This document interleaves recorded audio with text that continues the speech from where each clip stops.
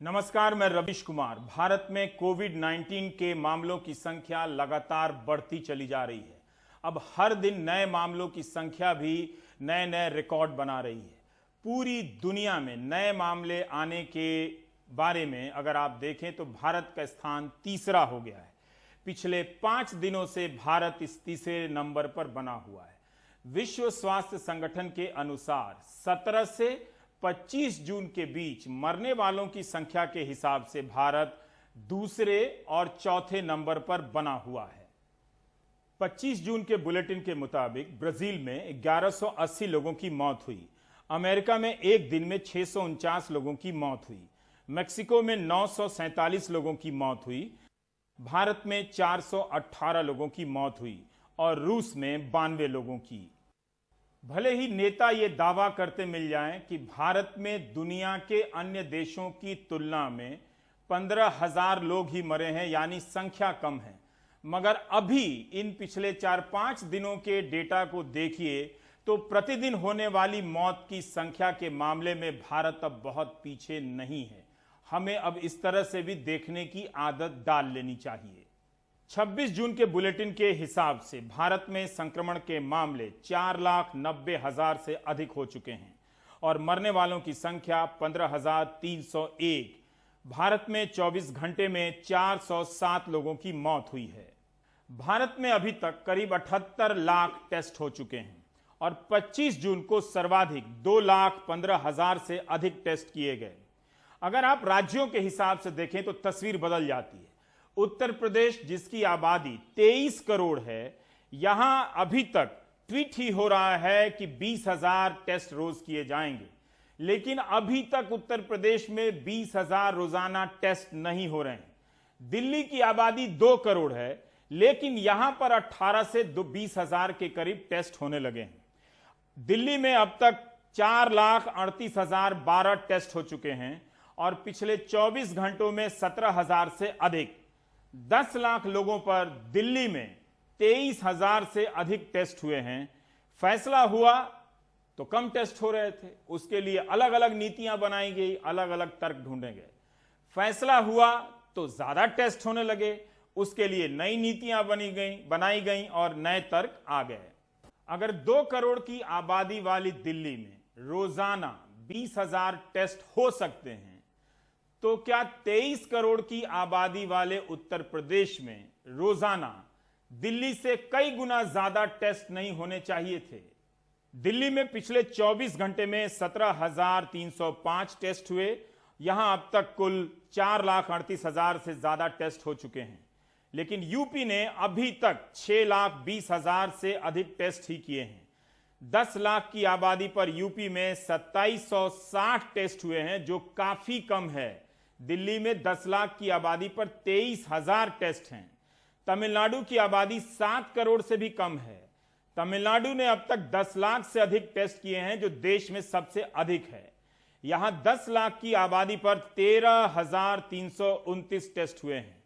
UP में संक्रमित मरीजों की संख्या 20,193 है और तमिलनाडु में 70,977। दिल्ली में यह संख्या 73,780 है। इसके अलावा राजस्थान और महाराष्ट्र से भी तुलना कर सकते हैं। ये दोनों राज्य यूपी से आबादी में कम हैं, मगर इनकी तुलना में भी यूपी में कम टेस्ट हो रहे हैं। 4 जून को 10,000 टेस्ट हुए। तब उत्तर प्रदेश के प्रमुख सचिव स्वास्थ्य अमित मोहन प्रसाद ने कहा कि हम 14 जून तक 15,000 रोजाना टेस्ट करने लगेंगे। 14 जून को बताया गया कि टेस्ट जो है 15,762 हुए हैं, यानी जितना कहा था उससे ज्यादा।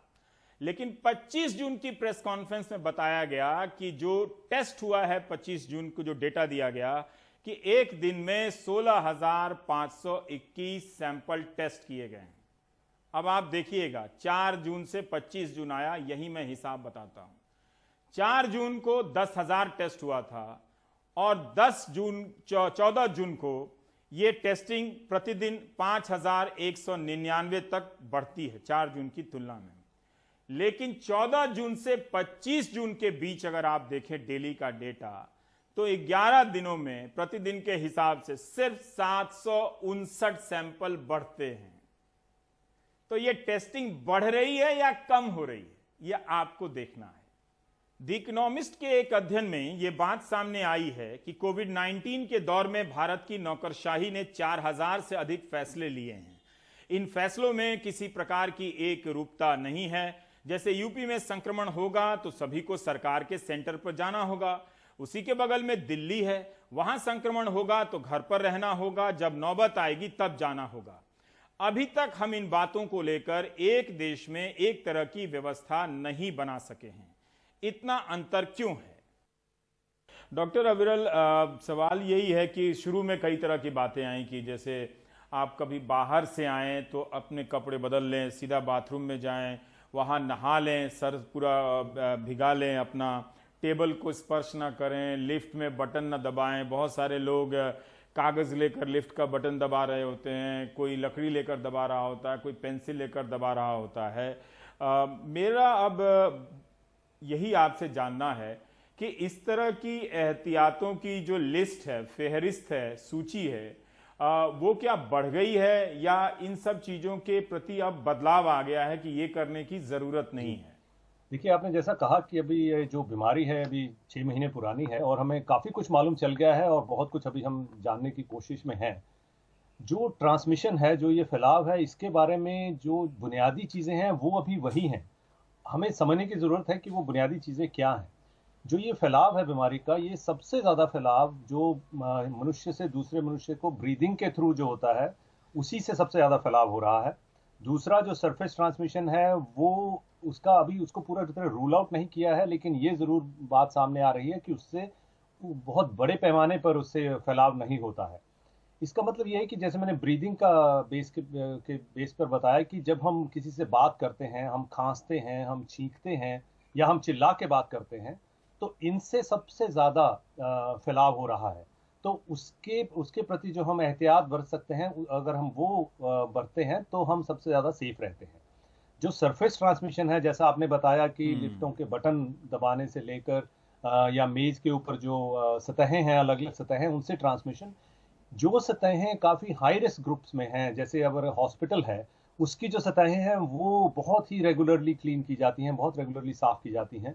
हमारे क्लिनिक्स में जहाँ पे अगर आपको कोविड पेशेंट्स को, वो एक स्पेशल रूम है जिसको कोविड पेशेंट्स को ही देखा जाता है, वो जो सतहें हैं वो हर पेशेंट से के बाद में उसको अच्छी तरह से डिसइंफेक्ट किया जाता है।